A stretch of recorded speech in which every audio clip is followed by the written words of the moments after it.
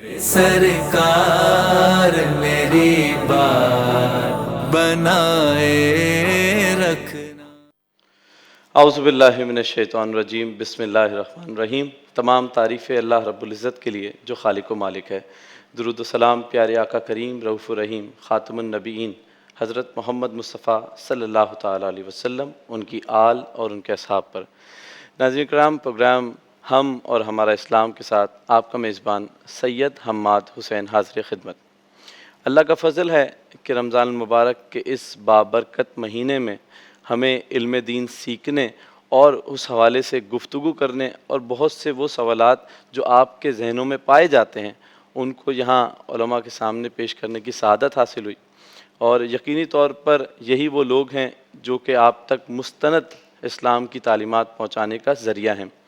اس شو کی خاص بات یہ ہے کہ جو شخصیت ہمارے ساتھ موجود ہوتے ہیں وہ یقینی طور پر عالم اسلام میں اپنا منفرد مقام رکھتے ہیں، کسی تعارف کے آپ محتاج نہیں۔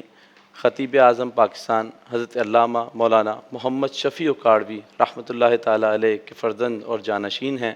آپ دنیا بھر میں، یعنی آپ کہیں کہ دنیا کے کئی بر اعظموں میں دین اسلام کی ترویج و اشاعت کے لیے سفر فرماتے ہیں، فرزندان اسلام کے دلوں میں اپنا ایک منفرد مقام رکھتے ہیں۔ جی ہاں، میری مراد حضرت علامہ مولانا ڈاکٹر کوکب نورانی اکاڑوی صاحب سے۔ السلام علیکم۔ وعلیکم السلام ورحمۃ اللہ وبرکاتہ۔ علامہ صاحب، بہت شکریہ آپ کا کہ رمضان المبارک کی ان بابرکت ساعتوں میں کہ آپ ہمارے ساتھ موجود ہیں، اور کوشش کریں گے کہ اس شو میں ان موضوعات پہ گفتگو کریں جن کا جاننا اور سمجھنا ضروری ہے۔ جی انشاءاللہ اللہ تعالیٰ نے چاہا تو ضرور پیغام حق پہنچانے میں کوتاہی نہیں ہوگی۔ انشاءاللہ۔ آپ کو مبارکباد پیش کرتا ہوں، آپ آج ہی زیارت و عمرہ سے واپس آئے ہیں، اللہ تعالیٰ مقبول فرمائے۔ آمین آمین۔ علامہ صاحب، ایک بریک کی جانب چلتے ہیں، اور بریک کے بعد پھر موضوع کا گفتگو کا آغاز کریں گے۔ جی بیٹا۔ ناظرین کرام، ایک بریک کے بعد دوبارہ حاضر ہوتے ہیں اور آج کے اپنے موضوع پر گفتگو کا آغاز کرتے ہیں۔ سرکار میری بات بنائے رکھنا۔ جی ناظرین، بریک کے بعد دوبارہ حاضر خدمت ہیں، اور ہمارے ساتھ علامہ ڈاکٹر کوکب نورانی اکاڑوی صاحب موجود ہیں۔ اس پروگرام میں ہماری کوشش یہ رہے گی کہ عقائد کے حوالے سے گفتگو کریں اور دین کے ان پہلوؤں پر روشنی ڈالیں جن کے جاننے سے نہ صرف آپ کو دین پر عمل کرنے میں آسانی ہو، بلکہ جب آپ اس پہ عمل کریں تو اس کو سمجھ کے عمل کریں۔ علامہ صاحب موجود ہیں، اور میں آپ کو یہ بھی ایک اور خوشخبری دیتا چلوں کہ پروگرام کے دوران آپ لائیو کالز بھی کر سکتے ہیں، ان سے سوالات کر سکتے ہیں، اور ہماری پوری کوشش ہوگی کہ اسی پروگرام میں آپ کے سوال کا مفصل و جامع جواب بھی آپ تک پہنچایا جا سکے۔ علامہ صاحب، رمضان المبارک میں عبادات کے حوالے سے بڑا جوش ہوتا ہے، روزہ رکھا، سحری کی، افطاری کی، تراویح بھی پڑھ لی۔ یہ کتنا ضروری ہے کہ جو ہم عمل کر رہے ہیں اس کے پیچھے جو عقائد ہیں ان کا جاننا اور ان کا سمجھنا، اور پھر انہیں مان کر اس پر عمل کرنا؟ بسم اللہ والحمد للہ والصلاة والسلام علی رسول اللہ۔ ہمارا دین زندگی کے ہر شعبے، ہر گوشے میں مکمل رہنمائی کرتا ہے۔ بے شک۔ دین سیکھنے کی کوشش اب ہمارے معاشرے میں نہیں رہی۔ صرف قرآن کریم کو پڑھنا سیکھ لیتے ہیں ناظرہ، یا کچھ لوگ حفظ کر لیتے ہیں، اس کے سوا بنیادی معلومات جن کا جاننا ہر مسلمان کے لیے ضروری ہے وہ اب شوق نہیں رہا۔ کتنے لوگ ہیں جن کو مسلمان کا لفظی معنی معلوم ہے، بالکل۔ مومن کون ہوتا ہے، ایمان کس کو کہتے ہیں، عقائد کیا ہیں، کیونکہ دین کی ہر ضروری بات کو ماننا مسلمان ہونے کے لیے لازمی ہے۔ دین کی کسی ایک ضروری بات کا انکار مجھے اسلام سے خارج کر دیتا ہے۔ ہم پوری فیکٹری کے رولز مانتے ہیں، کنٹری کے رولز مانتے ہیں، انڈسٹری کے رولز مانتے ہیں، مگر دین کے بارے میں آ کر پتہ نہیں کیوں ہمارا مزاج جو ہے وہ غفلت میں یا سستی میں رہ جاتا ہے۔ روزہ صرف بھوکے پیاسے رہنے کا نام نہیں ہے۔ اگر کوئی روزہ رکھ کر اس کا حق نہیں پہچانتا، جو کرنا تھا وہ نہیں کرتا، جو نہیں کرنا تھا اس سے نہیں بچتا، تو پھر وہ شخص سوائے بھوکے پیاسے رہنے کے کچھ حاصل نہیں کرتا۔ روزے کے لیے بتایا گیا جو کہ تمہیں بھلائی ملے، پرہیزگاری ملے۔ ہمارے بھوکے پیاسے رہنے سے اللہ کو کوئی فرق نہیں پڑتا، وہ ان چیزوں سے پاک ہے۔ تو میں نے یہ جاننا ہے کہ اس ایک مہینے میں مجھ پر جو روزے فرض ہوئے ہیں تو وہ غرض و غایت کیا ہے؟ قرآن نے واضح کر دیا، لعلکم تتقون، تمہیں پرہیزگاری ملے، تم ستھرائی حاصل کرو۔ اب اس میں مجھے اپنے ظاہر کو بھی پاک رکھنا ہے، باطن میں جو چیزیں 11 مہینے میں خیالات، معمولات، مشغولات، مصروفیات کی وجہ سے اندر گھر کر چکی ہیں، ان کو جانچنا ہے۔ بالکل، خواہشات منع نہیں ہیں، خواہشات کی تہذیب کرنا ہے، ان کو جانچنا ہے کہ کون صحیح ہے، کون سا میرا وقت ضائع کرتی ہے، کون میری توانائی ضائع کرتی ہے، کون سی چیز میرے اخلاق کو بگاڑتی ہے، میں اپنے لیے بھی اور دوسروں کے لیے بھی فائدہ مند ہوں یا نہیں، میں ٹائم پاس کر رہا ہوں یا کچھ حاصل کر رہا ہوں۔ دین یہ چاہتا ہے کہ ہر مسلمان نمونہ بنے دوسروں کے لیے بھی اور خود کے لیے بھی اپنے آپ کو اچھا رکھے، یعنی اس سے اس کی ذات کو بھی فائدہ ہو، دوسروں کو بھی فائدہ ہو۔ روزہ رکھ کر سب سے پہلا کام میرا جو ہے وہ یہ کہ میری کوئی حرکت، جنبش نافرمانی میں نہ ہو۔ اب اس میں فرائض، واجبات، سنن، مستحبات یہ ہم ذکر کرتے ہیں۔ فرائض لازمی ہیں، واجب ضروری ہیں، سنن سنتوں کو کہتے ہیں جن کے کرنے سے ہمیں اور اچھائی ملتی ہے، نکھرتے ہیں۔ مستحبات پسندیدہ باتیں جن سے اخلاق بھی سنورتے ہیں، مزاج میں نیکی کا رجحان بڑھتا ہے۔ اب مجھے یہ بتائیے کہ میں اکیلا ہوں، غسل خانے میں ہوں یا کمرے میں ہوں، مجھے کوئی دوسرا فرد نہیں دیکھ رہا، میں اس حالت میں بھی کیوں احتیاط کرتا ہوں کہ جس رب کے لیے میں نے روزہ رکھا ہے وہ مجھے دیکھ رہا ہے؟ تو کیا وہ صرف رمضان میں دیکھتا ہے؟ یہ مجھے ایک مزاج مل رہا ہے، میں باقی وقتوں میں گناہ سے نہیں ٹلتا، رمضان میں کیوں ٹلتا ہوں؟ تو اس رمضان سے سیکھ لوں تاکہ آئندہ زندگی بہتر ہو جائے۔ اور وہ جو رسول پاک صلی اللہ علیہ وآلہ وسلم نے فرمایا کہ میری امت کو معلوم ہو جائے کہ رمضان کیا ہے تو وہ تمنا کریں کہ پورا سال ہی رمضان ہو، یعنی یہ کوئی معمولی ساعتیں نہیں ہیں، یہ ایک طرح سے کہہ لیجئے موسم بہار ہے نیکیوں کا۔ کیا بات ہے! اور اس میں ثواب کو مضاعف کر دیا گیا، یعنی بڑھا دیا گیا، نفلوں کا ثواب فرضوں کے برابر، فرضوں کا 70 گنا زیادہ، شوق بڑھے۔ آپ کا یہ مہینہ گزرے ہی عبادت میں، آپ کا سونا جاگنا بھی عبادت ہو جائے۔ علامہ صاحب یقینی طور پہ آپ ہوں ٹی وی پہ اور کالز نہ آئے تو لائیو کالز کا بھی تانتا بننا شروع ہو گیا۔ جی کالرز ہیں۔ جی السلام علیکم، کون صاحب اور کہاں سے گفتگو کریں؟ السلام علیکم۔ وعلیکم السلام۔ جی منصور صاحب سوال کیجیے گا۔ اچھا، سب سے پہلے تو مفتی صاحب کا بہت شکریہ، مہربانی کہ یہ آئے ہیں اور ہمارے کو اتنی اچھی اچھی باتیں بتاتے ہیں۔ اصل میں تو رمضان کا سلسلہ دیکھ رہا تھا، لیکن آج شروع میں نے دیکھا کہ آپ لوگوں کے اس میں آیا کہ اعمال اور عقائد کا، تو مفتی صاحب سے مجھے ایک سوال کرنا ہے، عاجزانہ ایک سوال، کہ میں قرآن کا ترجمہ پڑھ رہا تھا، اس کے اندر حضرت ابراہیم علیہ السلام کا ایک واقعہ میں نے پڑھا کہ انہوں نے چاند کو دیکھا تو کہا کہ کیا یہ میرا خدا ہے، سورج کو دیکھا تو کہا کہ یہ میرا خدا ہے۔ یعنی مفتی صاحب تو اچھی طرح سمجھ گئے ہوں گے میرے سوال کو، تو میں یہ سمجھنا چاہ رہا ہوں کیا انبیاء جب اس عمر کے حصے میں ہوتے ہیں تو کیا انبیاء کو پتہ نہیں ہوتا کہ ہم نبی ہیں؟ اور دوسری بات ایک اور میں نے حدیث کی پڑھی کہ حضور علیہ السلام پہ جب ایک وقت ایسا ہے کہ آپ علیہ السلام پہاڑی پہ تشریف لے گئے اور کئی دفعہ ایک دفعہ یا دو دفعہ کوشش کری ہے سرکار علیہ السلام نے کہ وہاں سے چھلانگ مارنے کی، لیکن حضرت جبریل علیہ السلام کو دیکھتے تھے تو سرکار علیہ السلام پھر جو ہے نا واپس آ جاتے تھے. یہ میں نے ایسی حدیث سنی ہے. مفتی صاحب یہ بتائیں کہ ایسی کوئی حدیث ہے یا نہیں، اور اگر ہے تو ذرا رہنمائی فرما دیں، بڑی مہربانی اور احسان ہوگا آپ کا. ٹھیک ہے، بہت شکریہ. یقینی طور پہ پروگرام کا یہی موٹیو ہے کہ آپ تک عقائد کی صحیح تعلیمات جو ہے پہنچائی جائیں، اور یہ جو آج کل سوشل میڈیا کا دور ہے اس میں لوگ واقعات کو حدیث پہ تاکہ بھی پیش کر دیتے ہیں، تو ایسے ہی سوالات آپ کے نہیں بہت سے لوگوں کے دلوں میں اور ذہنوں میں جو ہے جنم لیتے ہیں. جی علامہ صاحب، سوال آپ سمجھ گئے؟ جی، اس میں سب سے پہلی بات یہ ہے کہ جس کو ہم نبی کہتے ہیں، بالکل.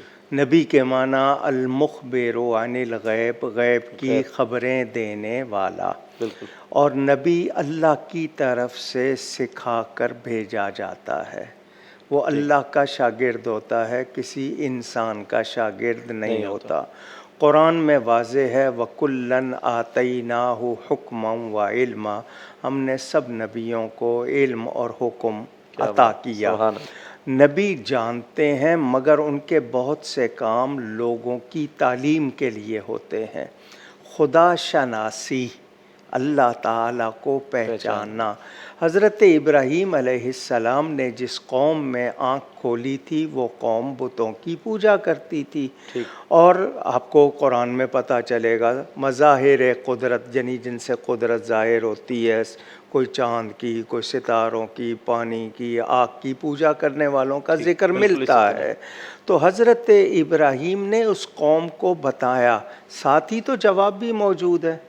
اگر ستارے کو کہا، چاند کو کہا، سورج کو کہا، اور ساتھ ہی میں اس کی کیفیت بھی ہے کہ یہ تو چھپ جاتا ہے، یہ تو چھوٹا بڑا ہو جاتا ہے، یہ بہت بڑا، یہ بھی اندھیرا بھی ہو جاتا ہے. تو اصل میں یہ خدا شناسی کے لوگ، عقل ملی ہے پہچان کے لیے. اللہ تعالیٰ کو پہچانو، اور رب نے اپنی پہچان کے لیے ہی نبی بھیجے ہیں، وہی آ کے ہمیں سکھاتے ہیں. تو نبی کبھی بھی بغیر علم کے نہیں ہوتا، اس کا علم اللہ کی طرف سے عطا ہوتا ہے. تو یہ گمان نہیں. اور نبی پاک صلی اللہ علیہ وآلہ وسلم کے لیے جو آپ نے سوال کیا، آپ نے صرف یہ اس میں سے پڑھا، لیکن مجھے یہ بتائیے کہ اگر حضور کو ڈر تھا اپنی جان کا تو پھر گرانا کیوں چاہتے تھے؟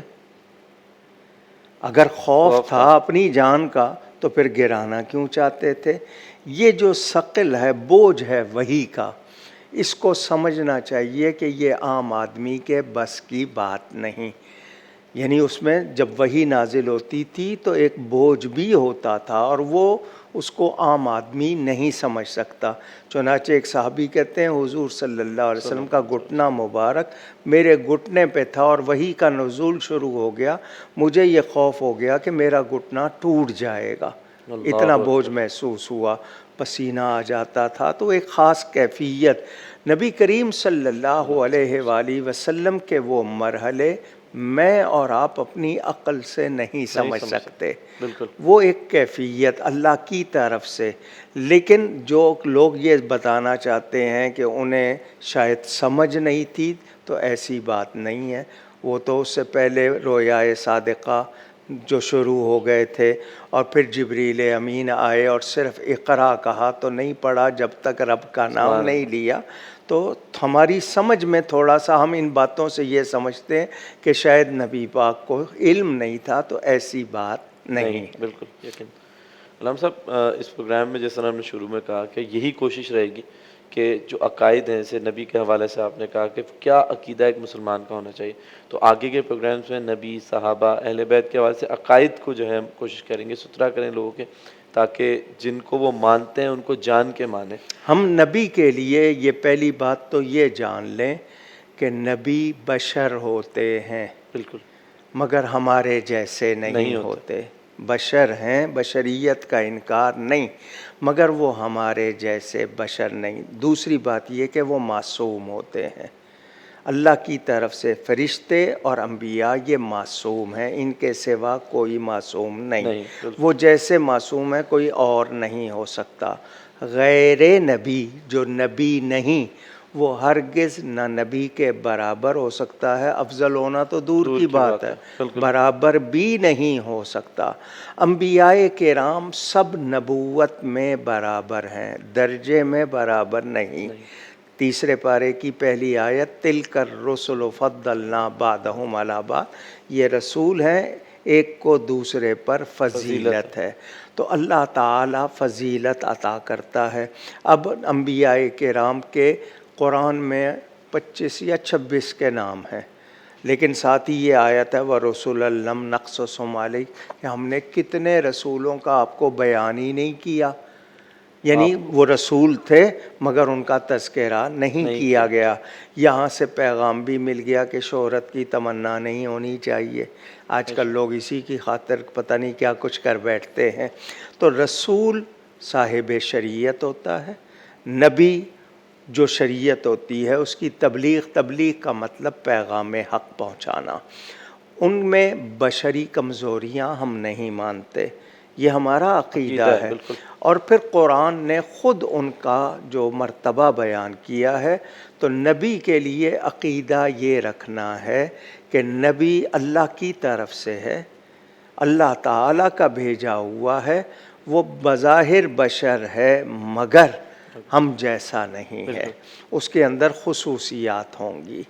اب آ جاتا ہے کہ معجزہ اللہ تعالیٰ کا کام ہے، ظاہر نبی سے ہوگا، عقل کو عاجز کر دینے والا کام، اور نبی جیسا علم بھی کسی اور کا نہیں ہوگا، کیونکہ وہ اللہ کی طرف سے وَعَلَّمْنَاهُ مِن لَّدُنَّا علما قرآن میں ہے، الرحمن علم القرآن قرآن میں ہے، اور وفوق کل ذی علم علیم یہ بھی قرآن میں ہے۔ تو اللہ تعالیٰ نے اپنے نبیوں کو اپنا مظہر بنایا ہے، ان سے ہمیں اللہ کی تعریف بھی ملتی ہے، تعارف بھی ملتا ہے، پیغام بھی ملتا ہے۔ ان کی پیروی کرنے سے ہمیں آسانی، مثلا میں آپ کو کوئی چیز بتاؤں لیکن اس کا عملی نمونہ آپ کے پاس نہ ہو، آپ کو 100 دشواری ہوگی کہ میں صحیح کر رہا ہوں یا نہیں کر رہا ہوں، پریکٹیکیلٹی میں کس طرح کام کرنا۔ تو وہ نبیوں نے آ کر ہمیں دین سکھا بھی دیا، عمل کرنا سکھا بھی دیا، ہمارے لیے آسانیاں کی ہیں، اور ان کی وجہ سے ہم پر اللہ کی کتنی نعمتیں ہوئی ہیں، کتنی بلائیں ٹلی ہیں۔ پہلے نبیوں کا جو تذکرہ قرآن میں ہمیں ملتا ہے وہ یہی کہ ہم پہلی قوموں سے سبق حاصل کریں، ان کو سمجھیں، تو اس سے ہمارے لیے آسانیاں ہوں۔ بالکل علامہ صاحب، یہی کوشش رہے گی پروگرام میں اسی طرح کے ٹاپک سے بات ہو۔ ناظرین کرام، چلتے ہیں ایک بریک کی جانب، بریک کے بعد دوبارہ حاضر ہوں گے اور کوشش کریں گے اسی ٹاپک کو آگے لے کے چلیں تاکہ آپ کے لیے اور رہنمائی ہو۔ میرے سرکار میری بات بنائے رکھ۔ جی ناظرین، بریک کے بعد دوبارہ حاضر خدمت ہیں اور پروگرام میں گفتگو ہو رہی ہے۔ علامہ صاحب ہمارے ساتھ موجود ہیں۔ یقینی طور پر جب آپ کے سوالات آتے ہیں تو موضوع کا رخ تھوڑا سا اس جانب ہو جاتا ہے، لیکن کوشش کرتے ہیں کہ موضوع کی جانب رہیں اور اسی کے ساتھ چلتے چلتے آپ کے سوالات کے جوابات بھی دیں۔ علامہ صاحب، گفتگو ہو رہی تھی انبیاء کے حوالے سے، اور میرا پہلا سوال یہ تھا کہ ہم رمضان المبارک میں بہت سارے ایسے اعمال ہیں جو کرتے ہیں یا کرنے کی کوشش کرتے ہیں جو کہ ہم نارمل ڈیز میں نہیں کر رہے ہوتے ہیں، لیکن اس کے پیچھے کے جو فنڈامنٹل آپ کہہ لیں کہ عقائد ہوتے ہیں وہ ہمیں پتہ ہی نہیں ہوتے ہیں۔ جیسے ابھی آپ نے انبیاء کے حوالے سے فرمایا، تو رب کے لیے کیا ہمارا عقیدہ ہے، کیونکہ ہم رب کو رمضان المبارک میں اس طرح جانتے ہیں کہ ہم پانی پئیں گے تو دیکھ لے گا، لیکن پچھلے جو 11 مہینے ہمارے گزرے ہیں وہ عقیدہ کہاں چلا جاتا ہے؟ انسان کے لیے کتنی آیتیں ہیں کہ انسان ناشکرا ہے، بھول جاتا ہے، اس کے لفظ انسان میں نسیان موجود، اور خطا نسیان سے مرکب رب کا لفظ اللہ کا صفاتی نام ہے، اللہ کا ذاتی نام تو اللہ ہی ہے۔ رب پالنے والے کو کہتے ہیں کہ میرا رب، اب قرآن پڑھوں گا تو سمجھوں گا۔ الحمدللہ رب العالمین، بسم اللہ کے بعد پہلی آیت ہے، تو رب العالمین، العالمین ما سوا اللہ، اللہ کے سوا جو ہے وہ العالمین، اس کا پالنے والا رب۔ میرے لیے زمین ضروری تھی، رب نے پہلے بنائی، ہوا ضروری تھی، آکسیجن، پانی، غذا، سب کچھ انتظام ہے۔ تو یہ سب کارخانہ قدرت کون چلا رہا ہے؟ رب تعالی۔ میں اس کو رب مانتا ہوں، وہ میرا معبود ہے، اس کے سوا عبادت کے لائق کوئی نہیں، یہ اس کا حق ہے۔ میں اس کی ذات، صفات، ناموں، کاموں میں کسی کو کسی طرح اس کا شریک نہ بناؤں۔ اللہ کے لیے مجھے پہچان ہونی چاہیے، سب سے پہلی بات یہ کہ وہ سراسر محبت ہے، مجھے اللہ سے پیار کرنا ہے۔ کیا بات، میں اس سے محبت کرتا ہوں تو میں کیوں کرتا ہوں؟ یہ میری فطرت ہے۔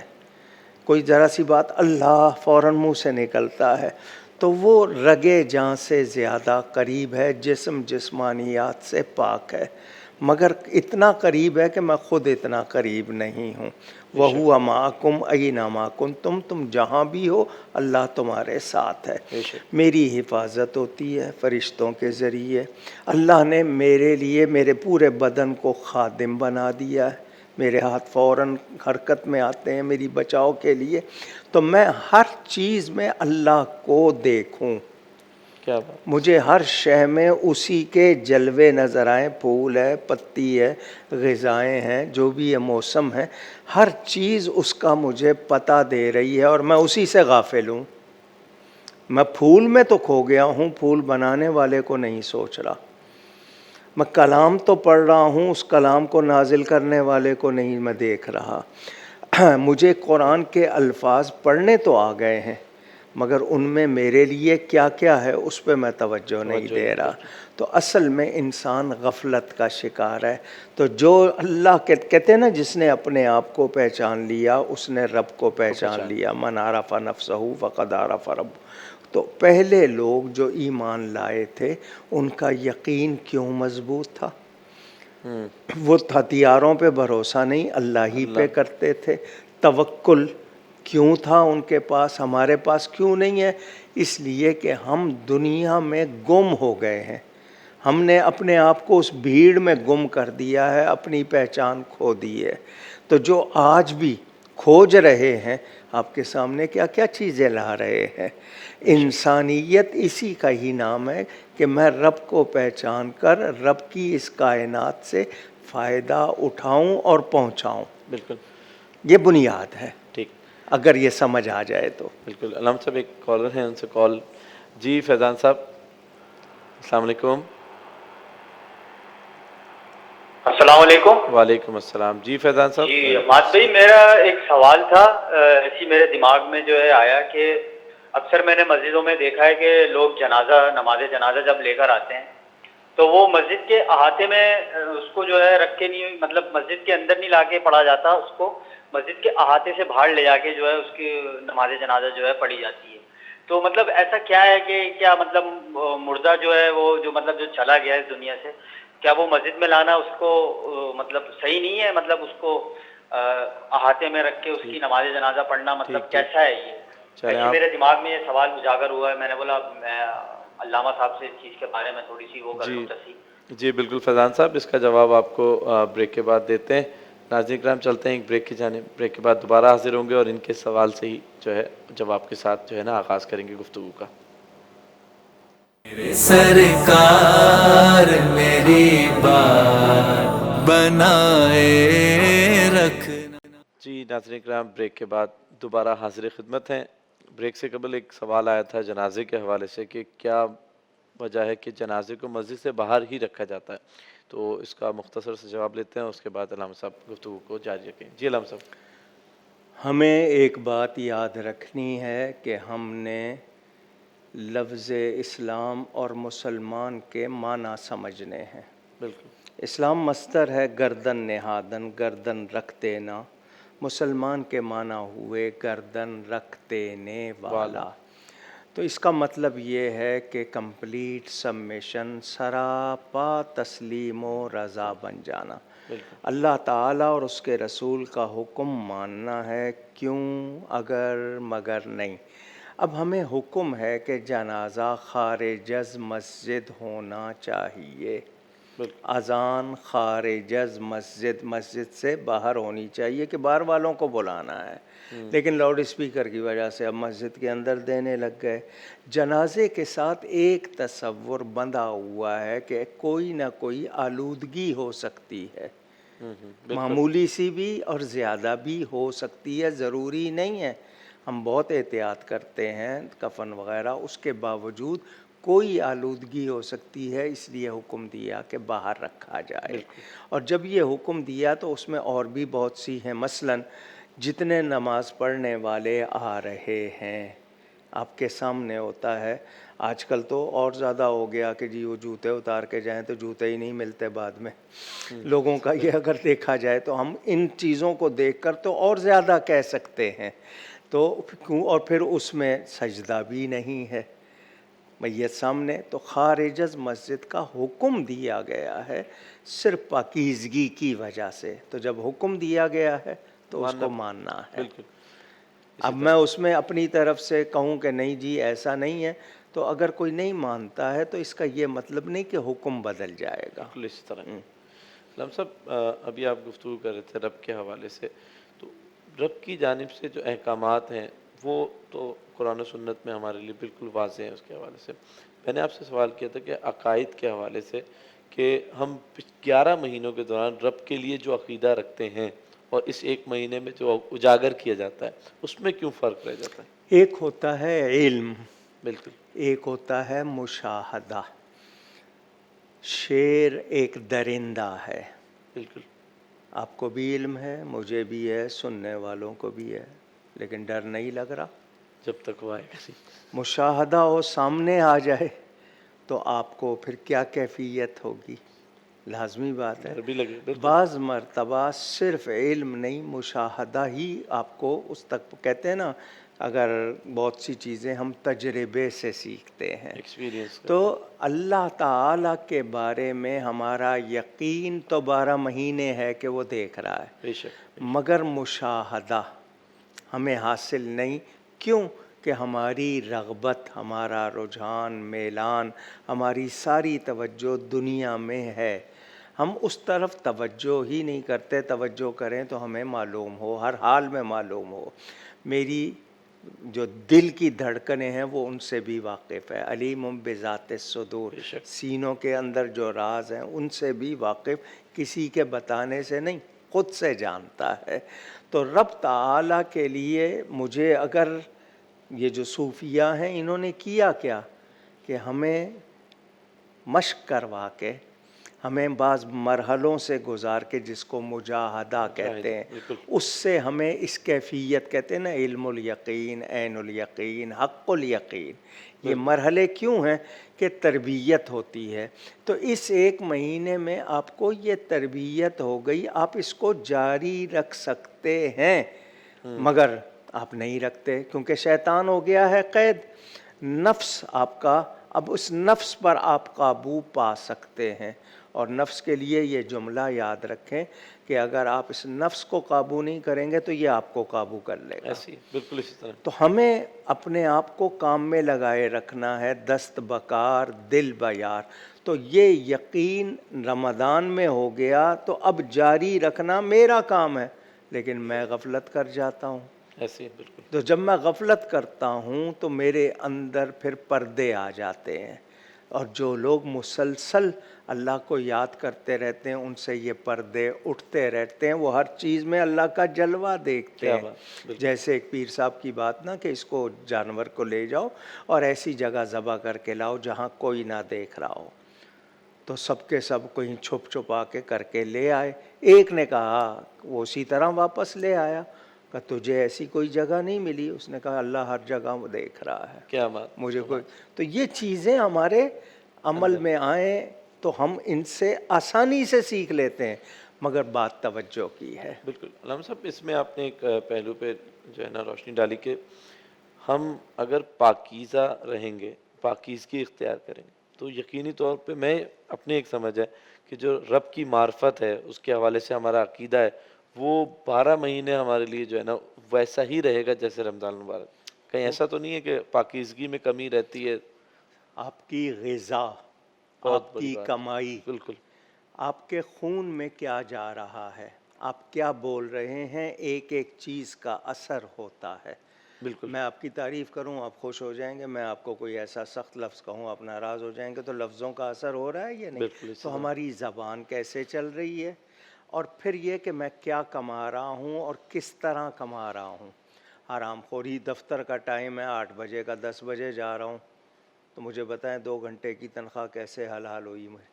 پھر میں اسی کو استعمال کر رہا ہوں، بچوں کو دے رہا ہوں، پھر توقع کر رہا ہوں کہ وہ ولی بن جائیں، تو کیسے ہو سکتا ہے؟ اللہ اکبر۔ تو یہ چیزیں ہیں۔